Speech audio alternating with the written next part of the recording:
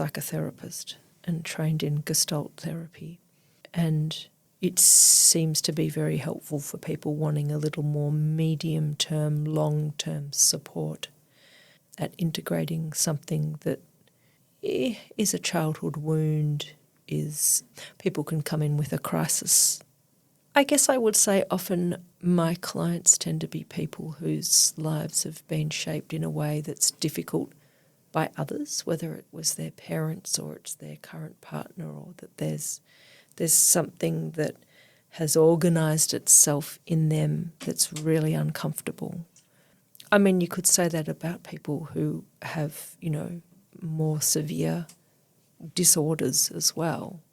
But I would say that the clients who get a lot out of seeing me as a therapist are ones who have perhaps had a really difficult parent or two, a parent who's been absent or unwell, mentally unwell, a more current difficulty in relationship with someone or something, or grief and loss.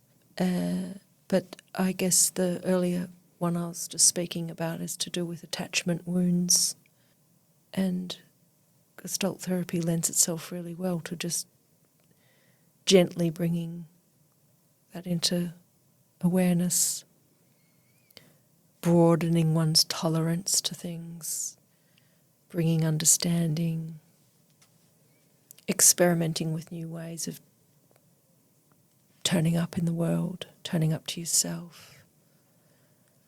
But I think that piece we were talking about before around understanding how you are in the world, how you're turning up to yourself, why that's happened, and the compassion that brings to oneself feels like a really important starting place in therapy. Beautiful. And that's a difficult place as a therapist because people do come in going, I've got to change something. Come on, and thinking that you're going to go, okay, do this, and look, sometimes people just say, I really want that, and you're like, okay, let's give me some strategies. All right. And that might sound a little strange if you haven't had therapy to hear that and think, well, what the hell do you do? Are you going to help me? Because, of course, people come to therapy needing help. And I feel like that comes back to what we were talking about change, that change happens when we become more what and who we already are. Yeah. That we bring understanding and awareness to that. Something in the becoming more of what and who we are, where the battle drops. Right. Right? Like that internal struggle that's so exhausting. Mm-hmm. Mm-hmm.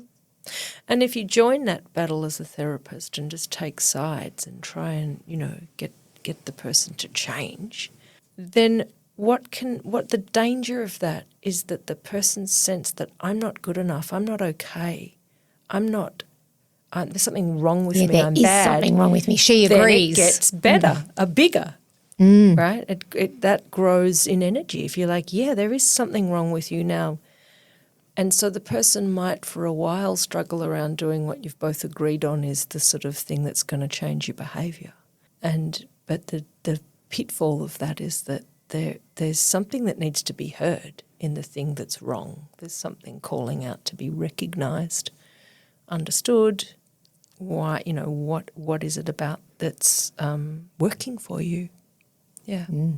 Yeah. And the thing that you're doing or being that you want to change, you are doing or being that for a very good reason. Yep. And can we spend a bit of time really understanding and accepting and allowing that this has been necessary? There's a reason. Like, of course you're doing this. Yeah. And in that, there's something relaxes. Right. Right. Yep. Yeah. Yep. And I think that what relaxes is that sense of like I've got to change something. And that is like I should be somewhere else. That's not me here. And so that relaxing is like part of coming back into being right where you are and grounding yourself in it. So this image in my mind of when we're trying to change, trying to move ourselves into change, we're moving away from what We're we rejecting are. it. We're rejecting it. And so we're kind of trying to move ourselves forward, but it's like there's an elastic band joined to us, and the more we pull, the stronger the pull back. Right. Yeah. Is, you quit something. Right, I'm doing it. I'm going to quit. And then bang, you're back into it, stronger than ever. Or, you're going to do something or not do something.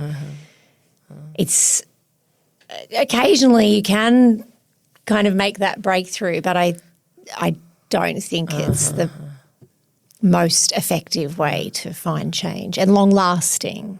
You've sided with one part of yourself and the other part's back here going, I'm not doing that. Yeah. Bugger you.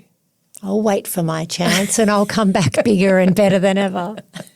And the struggle is still happening out of awareness into, like, it's still exhausting you. Yeah. Yeah.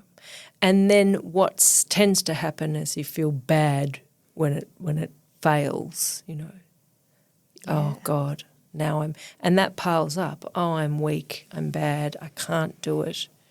Other people can, like the shame of, And that the good old shame. Shame is a big one. Yeah. Shame attacks the self. Yeah. And that sort of, it's like a lasagna layer, isn't it? Of like shame, perfectionism, guilt. People come into therapy with these layers and ways of wanting to bring understanding. Often there are feelings underneath those experiences. But that's a really good way to describe it, Laura, with the elastic band. Like you're going, I'm going out, I'm going to be this, and there's a boing. Yeah. Yeah. I'm wondering if we do our little therapy Session. bit. Yeah. So this is obviously quite different to a normal therapy session that you would have with a client. But the idea is to give people some sense of what therapy with you could be like and what therapy in general can be like. It's an artificial environment, there's cameras, there's an awareness for both of us that people may hopefully watch this. So it's different. It's also different because I've done lots of therapy, so it would be different to what a first session for a first client might be with you. But hopefully it can still give some sense of you and some sense of therapy. And so what I'm bringing is absolutely real, and we'll just do a little segment, just like in our Gestalt training, with a lot of observance. Just like in our Gestalt training. Yes. Yes. They look a little different today. Yeah. Great. So I'm your client now. Okay. I'm your therapist now. I wouldn't mind that, actually, you being my therapist. Really? Yeah, absolutely. Okay. I'd love that. I'll book you in and see if I've got a... So... Something that feels relevant to, I guess, what we've been talking about a bit today and just feels present for me is this sense in myself that I should be better. I should be more professional. I should be more organised. That one I think I've thought my whole life. Should be more organised. A lot of my life. Yeah, I should. Should. That feels like it's stuck in me somewhere. Like there? I think so, yeah. And it's a bad taste in my mouth as well. It's like something's stuck here and then, yuck. What do you notice as you tell it to me, as you describe it? I feel a bit embarrassed, maybe. A bit. It's hard to name it. Yeah, like it's a touchy one, I think. What is the feeling of what's going to happen in the naming of it? What are you going to be met with? I think it's one I've either tried to hide, my sort of disorganisation, or have tried to lean into and be like, yeah, I don't give a shit. But the I don't give a shit doesn't fly anymore because I'm trying to be a professional and I fucking give a shit. I give such a shit. Like I can cry. I care so much about this. And so what do you care about? That I do things properly and well. Why? And I don't fuck it up and what is the thing you care about? If you do it well, then I won't let other people down or be judged. Be judged. Yeah. What does judgment look like? Being exposed. That I'm not a real therapist. I'm not a real business person, or I'm not a real podcaster. I'm not.